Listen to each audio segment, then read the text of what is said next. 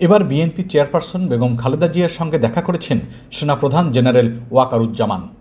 বৃহস্পতিবার রাতে রাজধানীর গুলশানে বিএনপি চেয়ারপারসনের বাসভবনে শীর্ষ এই নেত্রীর সঙ্গে দেখা করেন সেনাপ্রধান ওয়াকারুজ্জামান। রাত 8:30 থেকে প্রায় 40 মিনিট খালেদা জিয়ার সঙ্গে কথা বলেন তিনি। এ সময় তার স্বাস্থ্যের খোঁজখবর নেন সেনাপ্রধান। সাক্ষাতের সময় সেনাপ্রধানের সঙ্গে ছিলেন তার স্ত্রী বেগম সারাহনাজ কামালিকা রহমান। জেনারেল ওয়াকারুজ্জামান রাত 8:30টার দিকে বিএনপি চেয়ারপারসনের গুলশানের বাসভবনে যান। সেখানে তাকে স্বাগত জানান খালেদা জিয়ার নিরাপত্তা বিষয়ক উপদেষ্টা অবসরপ্রাপ্ত মেজর জেনারেল ফজলে ইলাহি আকবর। বিএনপি চেয়ারপারসনের প্রেস উইংয়ের সদস্য সাইরুল কবির খানের পাঠানো এক সংবাদ বিজ্ঞপ্তিতে এই সাক্ষাতের কথা জানা যায়। ফজলে ইলাহি আকবরের বরাত দিয়ে সাইরুল কবির খান বলেন, রাত 8:30 থেকে প্রায় 40 মিনিট খালেদা জিয়ার সঙ্গে কথা বলেন সেনাপ্রধান ও তার স্ত্রী। সাবেক প্রধানমন্ত্রী বেগম খালেদা জিয়া যেন দ্রুত সুস্থ হয়ে ওঠেন, সেনাপ্রধান সেই দোয়াই করেছেন। জেনারেল ওয়াকারুজ্জামান ও বিএনপির শীর্ষ এই নেত্রীর সঙ্গে এই বৈঠকে রাজনৈতিক মহলে নানান জল্পনা সৃষ্টি হয়েছে। এছাড়া বৈঠকের নেপথ্যে কী ধরনের আলোচনার সূত্রপাত হতে পারে তা নিয়েও চলছে ব্যাপক আলোচনা।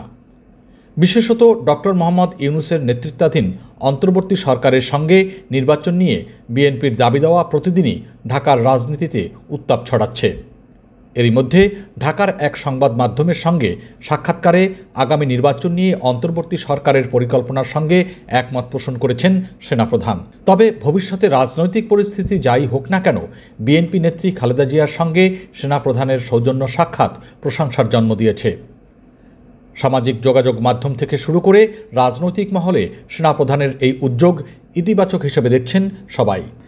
বাংলাদেশ সেনাবাহিনীর 18তম সেনাপ্রধান হিসেবে গত 23 জুন দায়িত্ব গ্রহণ করেন জেনারেল ওয়াকারুজ্জামান।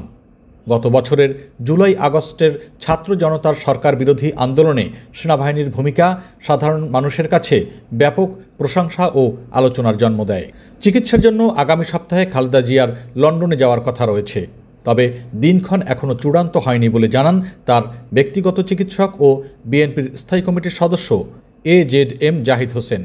আওয়ামী লীগ সরকারের আমলে 2018 সালের 8 ফেব্রুয়ারি থেকে দুর্নীতির 2 মামলায় খালেদা জিয়াকে কারাদণ্ড দেওয়া হয়েছিল। তখন 2 বছরেরও বেশি সময় তিনি কারাবন্দী ছিলেন। 2020 সালের 25 মার্চ আওয়ামী লীগ সরকার নির্বাহী আদেশে খালেদা জিয়ার সাজা স্থগিত করে শর্ত সাপেক্ষে মুক্তি দেয়। এরপর 6 মাস পরপর আবেদনের পরিপ্রেক্ষিতে তাঁর সাজা স্থগিত করে মুক্তির মেয়াদ বাড়াচ্ছিল তৎকালীন সরকার। অসুস্থ খালেদা জিয়াকে বহুবার হাসপাতালে ভর্তি হতে হয়েছে। দিনের পর দিন তাকে হাসপাতালে কাটাতে হয়েছে। আওয়ামী লীগ সরকার তাকে বিদেশ যাওয়ার অনুমতিও দেয়নি। পরে দেশি বিদেশি চিকিৎসকদের তত্ত্বাবধানে তার অস্ত্রোপচার দেশেই করা হয়।